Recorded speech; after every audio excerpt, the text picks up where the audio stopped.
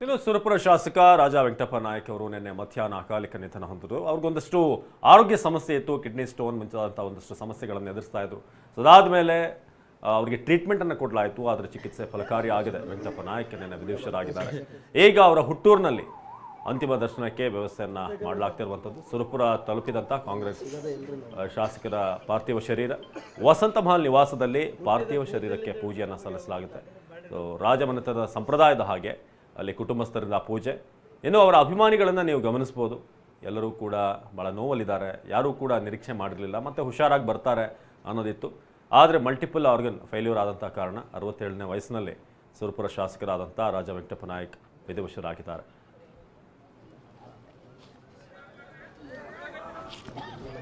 ಮಗರದಲ್ಲಿ ರಾಜಾ ವೆಂಕಟಪ್ಪ ನಾಯಕ್ ಅವರ ಅಂತ್ಯಕ್ರಿಯೆ ನಡೆಯುತ್ತೆ.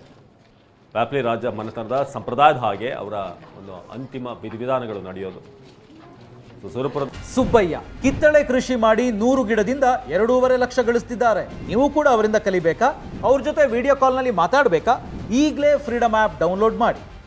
ಶಾಸಕರಾಗಿದ್ದಂತಹ ರಾಜಾ ವೆಂಕಟಪ್ಪ ನಾಯಕ್ ವಿಧಿವಶರಾಗಿರುವಂಥದ್ದು ಒಂದು ಕಡೆ ರಾಜಕೀಯವಾಗಿ ಕೂಡ ಕಾಂಗ್ರೆಸ್ ಪಕ್ಷಕ್ಕೆ ನಷ್ಟ, ಇನ್ನೊಂದು ಕಡೆ ಅವ್ರನ್ನ ಭಾಳಷ್ಟು ಆರಾಧಿಸುವಂಥ ಅವರ ಬೆಂಬಲಿಗರೇನಿದ್ದಾರೆ ಅವರೆಲ್ಲರಿಗೂ ಕೂಡ ನೀವಲ್ಲಿ ದೃಶ್ಯದಲ್ಲಿ ನೋಡ್ತಿರೋ ಹಾಗೆ.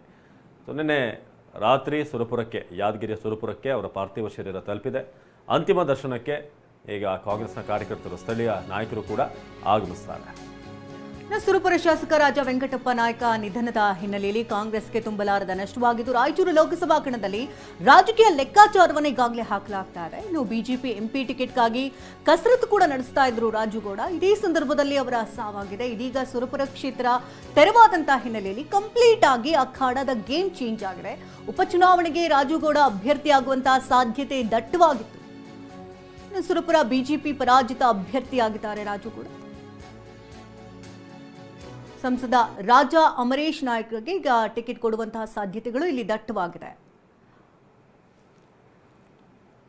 ಸುರಪುರ ಶಾಸಕ ರಾಜಾ ವೆಂಕಟಪ್ಪ ನಾಯಕ ನಿಧನದ ಹಿನ್ನೆಲೆಯಲ್ಲಿ ಸುರಪುರ ಶಾಸಕ ರಾಜಾ ವೆಂಕಟಪ್ಪ ನಾಯಕರ ಅನುಯಾಯಿಗಳು ಸಾಕಷ್ಟು ಅಲ್ಲಿ ಒಂದು ಕಡೆ ದುಃಖಿತರಾಗಿರುವಂತಹ ದೃಶ್ಯಗಳನ್ನ ನಾವು ನೋಡ್ತಾ ಇದ್ದೀವಿ. ಇಂದು ಸಂಜೆ 4 ಗಂಟೆಗೆ ಎಲ್ಲ ರೀತಿ ಅಂತಿಮ ಕಾರ್ಯ ವಿಧಿವಿಧಾನಗಳೆಲ್ಲವೂ ಕೂಡ ನಡೆಯುತ್ತೆ. ಇನ್ನು ರಾಜಮನೆತನದ ಸಂಪ್ರದಾಯದಂತೆ ಅಲ್ಲಿ ವಿಧಿವಿಧಾನ ಕಾರ್ಯಗಳೆಲ್ಲವೂ ಕೂಡ ನಡೆಯುತ್ತೆ. ಮತ್ತೊಂದು ಬದಿಯಲ್ಲಿ ಈಗಾಗಲೇ ರಾಜಕೀಯ ಲೆಕ್ಕಾಚಾರಗಳು ಕೂಡ ಜೋರಾಗಿ ನಡೀತಾ ಇದೆ.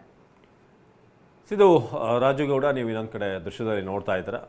ಲೋಕಸಭೆ ವಿಚಾರವಾಗಿಯೂ ಕೂಡ ಅಲ್ಲಿ ಭಾಳಷ್ಟು ಫೈಟ್ ಇದೆ. ರಾಯಚೂರು ವಿಚಾರವಾಗಿ ಸುರಪುರ ಶಾಸಕ ರಾಜಾ ವೆಂಕಟಪ್ಪ ನಾಯಕ್ ಒಂದು ಕಡೆ ನಿಧನರಾಗಿದ್ದರೆ, ಸೊ ಇನ್ನೊಂದು ಕಡೆ ಮುಂದೆ ಬರುವಂಥ ಲೋಕಸಭಾ ಚುನಾವಣೆಗೆ ಈಗ ಸ್ಪರ್ಧಿಗಳ ಆಕಾಂಕ್ಷೆ ಅಲ್ಲಿ ಹೆಚ್ಚಿದೆ. ರಾಜುಗೌಡರನ್ನ ಕೂಡ ನೋಡ್ತಾ ಇದ್ದಾರೆ. ಕಳೆದ ಬಾರಿ ವಿಧಾನಸಭಾ ಚುನಾವಣೆಯಲ್ಲಿ ಸೋಲನ್ನು ಕಾಣಬೇಕಾಯಿತು. ಆದರೆ ಮುಂದಿನ ರಾಜಕೀಯ ಭವಿಷ್ಯ ಏನು ಅನ್ನೋದನ್ನು ಕಟ್ಕೊಳ್ಳುವಂಥ ನಿಟ್ಟಿನಲ್ಲೂ ಕೂಡ ಈಗ MP ಟಿಕೆಟ್ಗಾಗಿ ಕಸರತ್ತು ಮಾಡ್ತಿದ್ದಂಥ ರಾಜುಗೌಡ. ಸೊ ಇದೀಗ ಸುರಪುರ ಕ್ಷೇತ್ರ ತೆರವಾದಂಥ ಹಿನ್ನೆಲೆ ಗೇಮ್ ಚೇಂಜ್ ಆಗುವಂಥ ಸಾಧ್ಯತೆ ಇದೆ. ಯಾಕಂದರೆ ಅಲ್ಲಿ ಮತ್ತೆ ಈಗ ಎಲೆಕ್ಷನ್ ಆಗಬೇಕಾಗಿರುವಂಥದ್ದು. ಕಿರಣ್ ಈ ಬಗ್ಗೆ ಹೆಚ್ಚಿನ ಮಾಹಿತಿಯನ್ನು ನೀಡ್ತಾರೆ ನಮ್ಮ ಪ್ರತಿನಿಧಿ ಕಿರಣ್. ಈಗ ಕಳೆದ ಬಾರಿ ವಿಧಾನಸಭಾ ಚುನಾವಣೆಯಲ್ಲಿ ಸೋಲನ್ನು ಕಂಡಿರುವಂಥವ್ರು ಈಗ ಲೋಕಸಭಾ ಚುನಾವಣೆಯಲ್ಲಿ ತಮ್ಮ ಪೊಲಿಟಿಕಲ್ ಕೆರಿಯರನ್ನು ನೋಡ್ಕೊಳ್ಳೋಕ್ಕೆ ಮುಂದಾಗ್ತಿದ್ದಾರೆ. ಆದರೆ ಸುರಪುರದ ವಿಚಾರದಲ್ಲಿ ಈಗ ಗೇಮ್ ಚೇಂಜ್ ಆಗುವಂಥ ಚಾನ್ಸಸ್ ಇದೆ. ಮತ್ತೆ ಅಲ್ಲಿ ಎಲೆಕ್ಷನ್ ಆಗಬೇಕಾಗುತ್ತೆ. ಸೊ ರಾಜುಗೌಡರ ಮುಂದಿನ ಒಂದು ನಡೆ ಹೇಗಿರ್ಬೋದು, ಸೊ ಏನು ನಿರೀಕ್ಷೆ ಮಾಡ್ಬೋದು ಅಂತ?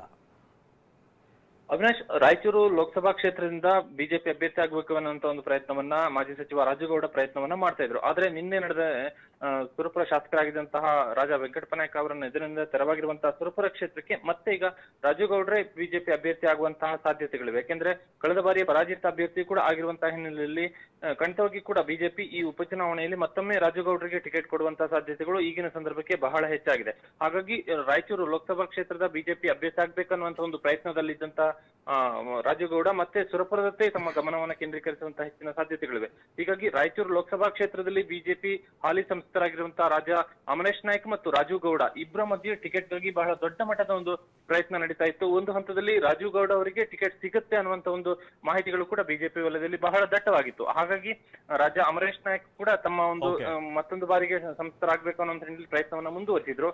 ಹೀಗಾಗಿ ರಾಜುಗೌಡ ಸುರಪುರದಲ್ಲಿ ಬಿಜೆಪಿ ಉಪಚುನಾವಣಾ ಅಭ್ಯರ್ಥಿ ಆದ್ರೆ ರಾಯಚೂರು ಲೋಕಸಭಾ ಕ್ಷೇತ್ರದ ಬಿಜೆಪಿ ಅಭ್ಯರ್ಥಿ ಲೆಕ್ಕಾಚಾರಗಳು ಬದಲಾಗುತ್ತೆ. ಧನ್ಯವಾದ ಕಿರಣ್ ಮಾಹಿತಿಗಾಗಿ.